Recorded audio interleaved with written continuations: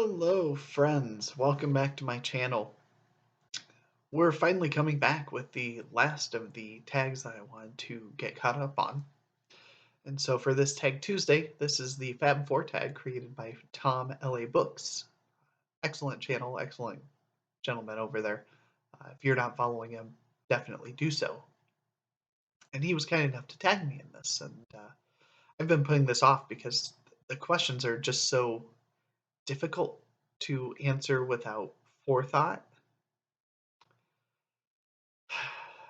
And I don't like just sitting down and thinking things out. So we're going to try to off the cuff it on most of this.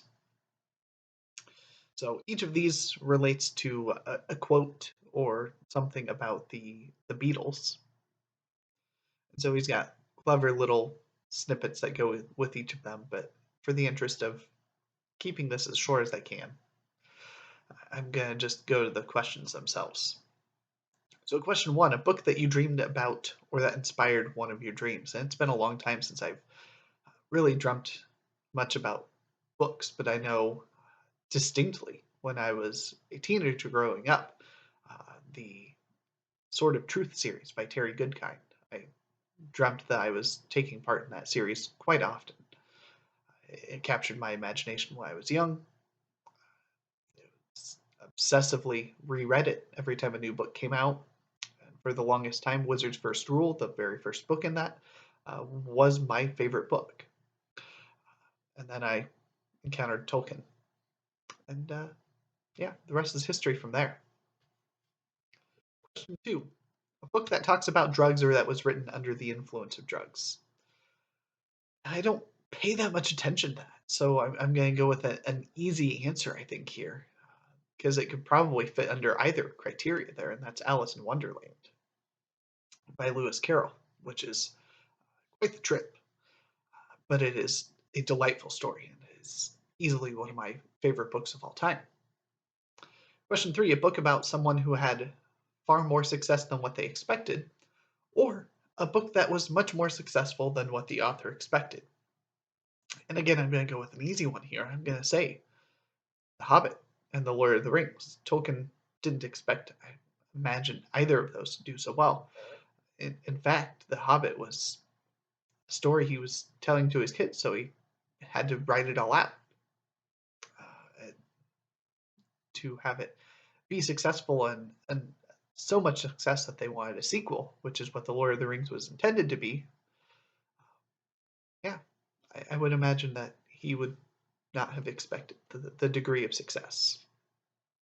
Question four, a surreal book or a book with some surreal elements that you enjoyed. And this is, I'm going to go with a recent read on this one. I'm going to go with Day World by Philip Jose Farmer. So Tom, yes, you recommended this highly to Scott Danielson, and we read it last week, and absolutely enjoyable. Really, really fascinating premise behind it. Interesting to see the emergence of the different personalities along the way. And yeah, it was really, really enjoyable. So I'm glad that you made that recommendation. And that in talking to Scott, I found that he was planning on reading it soon, and so we kind of just buddied up on it. Question five, a book that you loved that either A, has a minimalist cover, or B, is written in a minimalist style. And so I cheated. I pulled a couple of volumes ahead of time because they were some of the questions that were stumping me, and then I just had to finally say, let's go. But this is right here, minimalist cover, Lyrical Ballads by Wordsworth and Coleridge. It doesn't get much more minimalist than this cover. It is very unremarkable. And by and large, a lot of the poems in there were unremarkable as well. One of the bigger disappointments that I've read this year. Question six, a book of poetry that you found uplifting. And this has uplifting in two facets.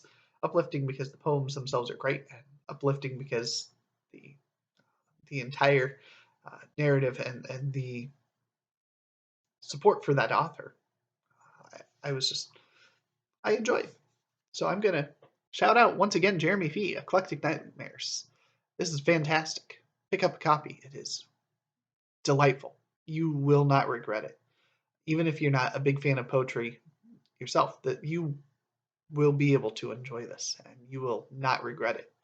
If you regret it, let me know. I'll eat my words. But this is fantastic. Question 7, an experimental book that's very uncommon for its content or format, and yet it works well. I'm going to go with yet another poetry volume here. So we got 3 poetry things here. I don't really dive off into a lot of unusual stuff. I probably could have said Day World here as well, but I'm going to go with T.S. Eliot and his Old Possum's Book of Practical Cats, because it is a book of entirely cat-based poetry. And who would have thought? It's very unusual in what it's doing, and yet it is extremely enjoyable. And another super thin read, so super fast. And I reread it late last year and just absolutely enjoyed it.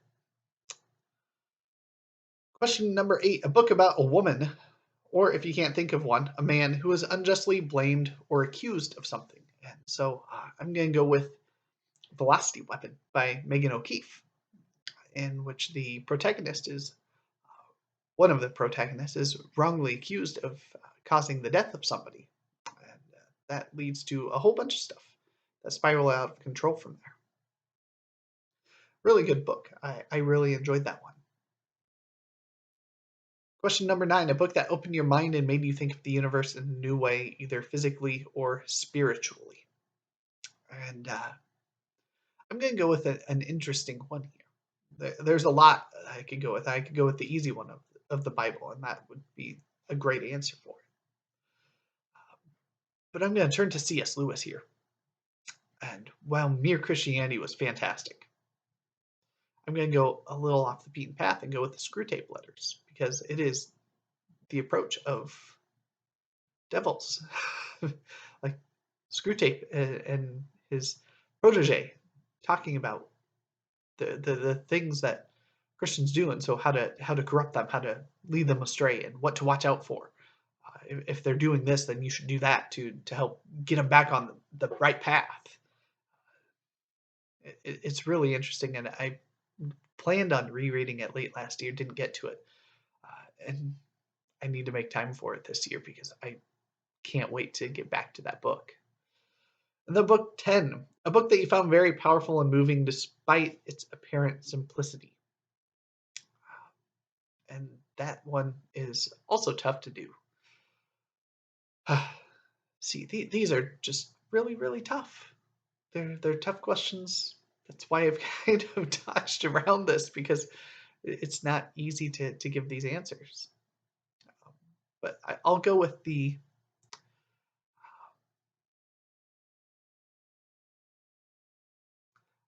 one from my childhood. It's probably would be defined today as middle grade, maybe even early before middle grade. And that's Bridge to Terabithia.